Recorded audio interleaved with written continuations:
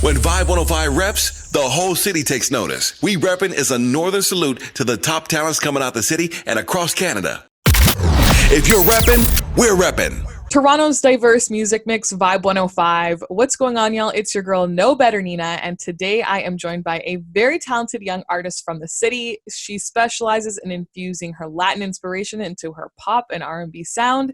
Ladies and gentlemen, please welcome Mia Sanchez. Hello. How are you doing today?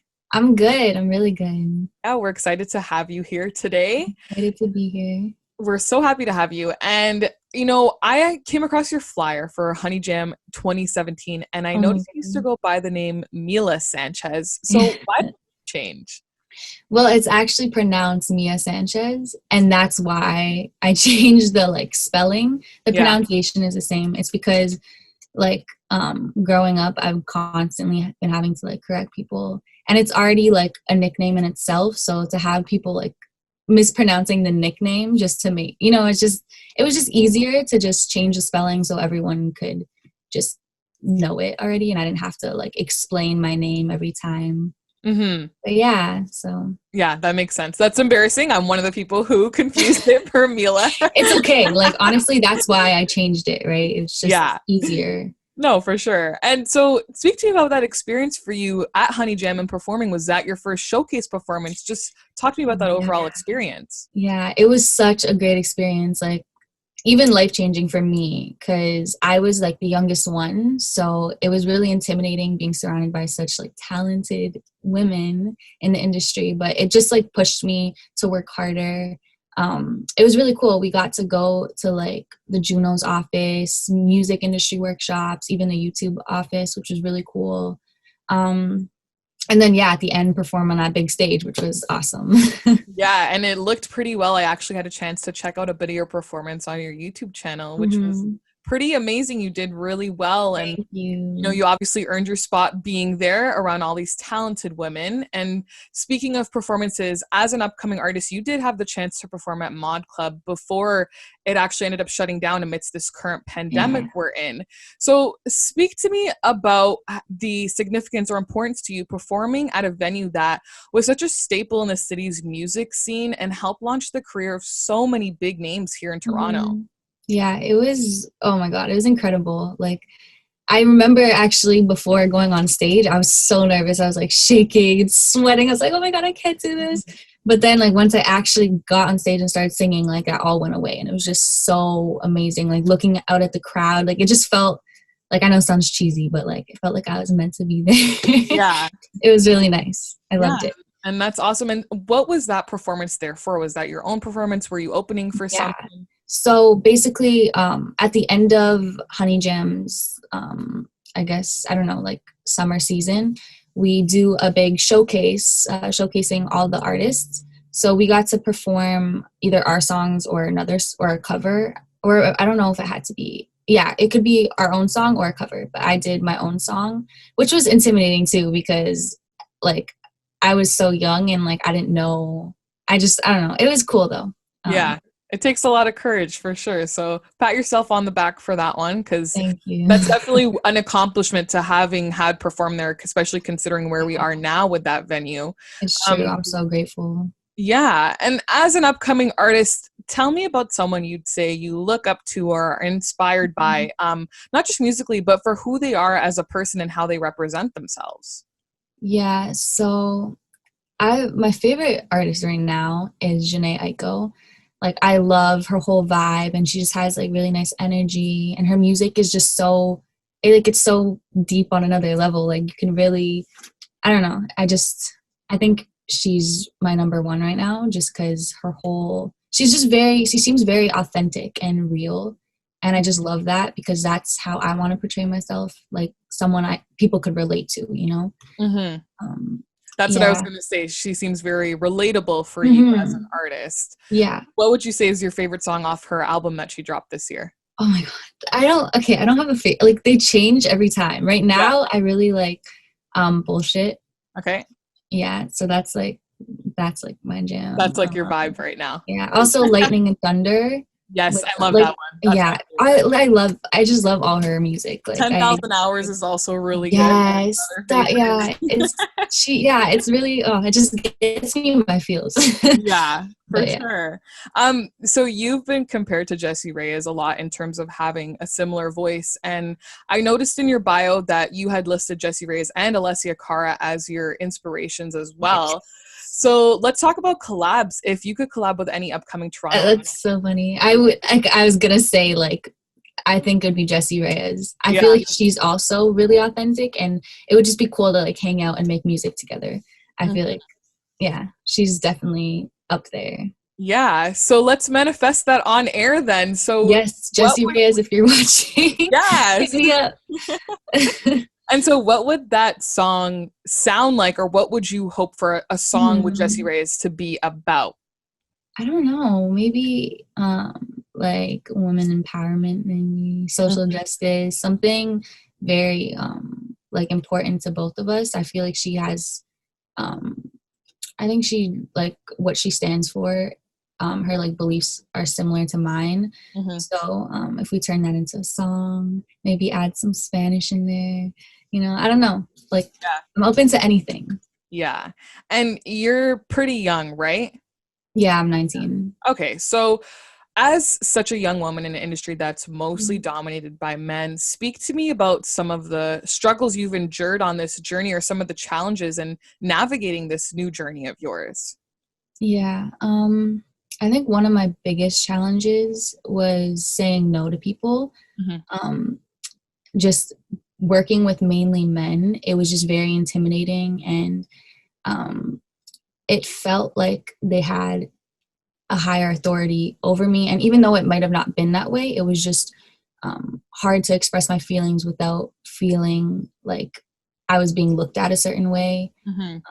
I think that was like one of the most challenging things, but now I'm way better at like expressing my feelings. You just like, you learn, like you experience things and then you just learn from it. And that's like one of the biggest things. And it's helped me a lot with my confidence and just feeling like, you know, this is what I'm here to do, and I just need to be real with people. So for sure, definitely. And it's a shame that our gender is what kind of differentiates us from an entire industry. You know, I'm sure there's a lot of things you and I can both relate to, being so young and in this industry. But switching gears, as I was doing my research, I noticed you play the guitar and piano. Talk to me about the importance of learning to play your own instruments. Yes, for me, they're super important because they play such a crucial role in my songwriting. So once I learned, like, the songs just kept coming and coming. So I think it's very important. And also just so I can, like, it was kind of also like a coping mechanism that I could just be in my own space and just play the instruments and sing. It was life-changing. I know that sounds cheesy too, but it really did. Like, I fell in love with the instruments, and it just made it that more special that, like, the entire song, like, I created. So, and what else do you play? Is it just piano and guitar, or are there other instruments as well? yeah, just piano and guitar. I did play the cello a bit in elementary school, but not anymore. And so did you teach yourself these instruments, or were you self-taught, or did you do like YouTube videos and teach yourself, or did someone else show you? How did you learn? For piano, which I learned first, it was self-taught. I just kind of like learned the basic chords and then like wrote songs off of that. And then in high school, I did take like a beginner's keyboard after I learned. So it was kind of like, I kept like practicing and stuff. And then for guitar, I started and quitted guitar many times in my life, just like me. But the last time, obviously, I actually learned it. I took lessons. So I took lessons for, like, I took a couple lessons till I felt comfortable enough. Also learning the basic chords. Like, I'm not a prodigy in any of the instruments. I just know the basic chords, like, enough to write a song. Yeah. So I just practiced guitar like every single day for at least an hour, and I ended up learning it and stopped taking lessons. But yeah, I feel like the lessons like kind of pushed me to keep practicing. Yeah. because I had like, you know, we were paying for these lessons, so like I had to learn it. Exactly. So, Yeah. yeah. And so I actually did used to play the guitar way, way back when I was younger. So I'm curious because I was interested in piano as well. Which one is harder out of the two? Oh my God.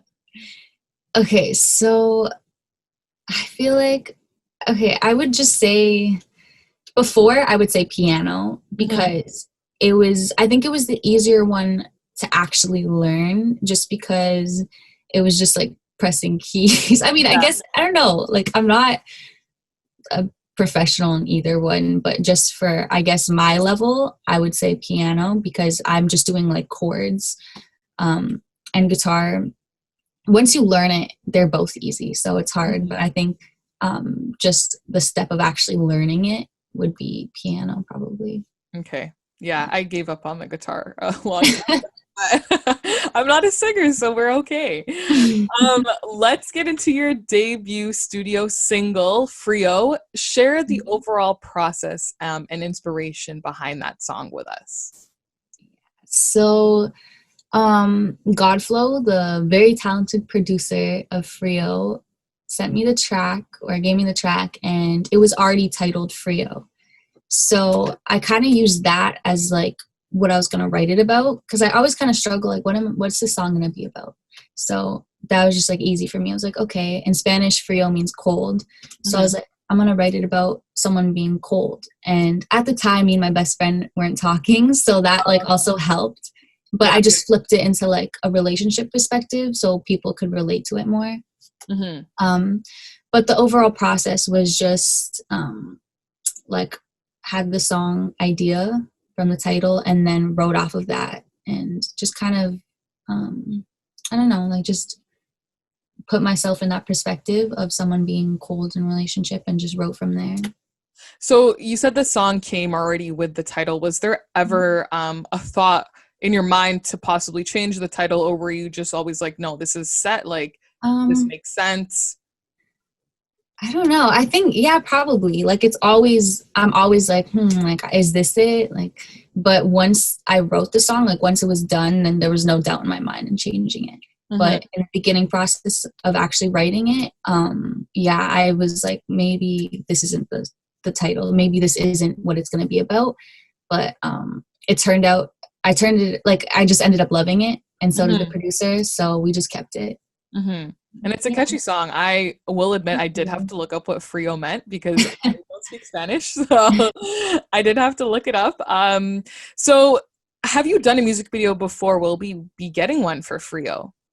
So, okay. In the past, I've done homemade videos with my friends just for fun. But a few weeks ago, we did film the music video for Frio. So we will be getting a music video for Frio. I just can't say when it's dropping yet, but just know it's coming soon. Is there maybe an exclusive you could give us to what the overall vision is for the video without giving away too much detail, obviously? I think the video pretty much explains the song, like sums up the song. It's basically there'll be another person in the video portraying the cold, the cold one. So yeah, you'll see kind of the dynamic of the relationship, and how it goes from being like in love in the honeymoon stage to when it goes cold. So I think that kind of sums up what it'll be without saying too much. Yeah. Well, I can't wait to see it. And depending on when that drops, what can we expect from you in the new year? Okay, so definitely new music. So I will be dropping a few more singles, and then an album will be coming. I also cannot tell you a date yet, but there will definitely be new music, like 100%. And Frio will be on that album? Yeah. Okay, great. That's very exciting. I'm very excited for you and all that's to come in the new year. Where can listeners check out your music and follow you on social media? So my Instagram and all my socials are Mia Sanchez Music. And then my YouTube is just Mia Sanchez. So you can check on my Instagram. My Instagram bio has like all the platforms you can listen to Frio. So check it out there. Awesome. All right. Be sure to keep it locked right here to Vibe 105 for the rest of the afternoon vibe. And make sure to check out Mia Sanchez's music on all streaming platforms. And here she is right now with her latest single, Frio. Feelings not usual. Frio, when you come up to me, it's not like all I'm need. Just warm up your seat. When you hit me with all of this, it ain't feeling right. Just the thought of me losing you got me petrified. Baby, tell me you love me, cause I be wanting more. Never text me good morning, I'm sinking to the floor. Frio, frio, frio. Frio, frio, frio. Frio, frio, frio. Oh, it's so cold to me. Your sound, your vibe. Toronto's diverse music mix. Vibe 105.